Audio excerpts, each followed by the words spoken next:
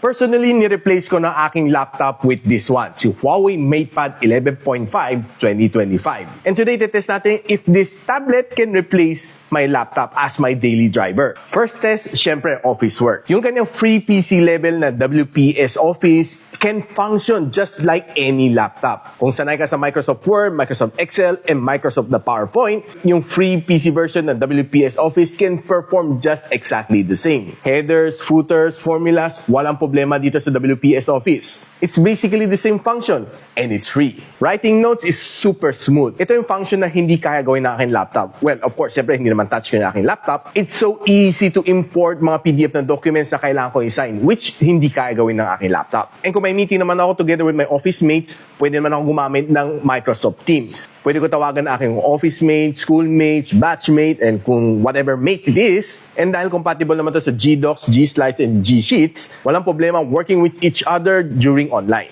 Multitasking? No problem. With the floating na multi-window, pwede ako mag-TikTok habang nagtatrabaho. Ayos, di ba? The battery can last me a whole day without problem. Imagine mo, may 10,000 mAh ka na battery dito sa loob. And nung sinalang ko sa PCMark na stress test na app, 13 hours and 33 minutes na binigay sa akin na screen on time. Paldo, di ba? And another thing is that this one is definitely easier to carry around compared to a laptop. Depende sa laptop ng binili mo. Normally, ang laptop is 1 kilo and above. This one, sobrang niyang gaan.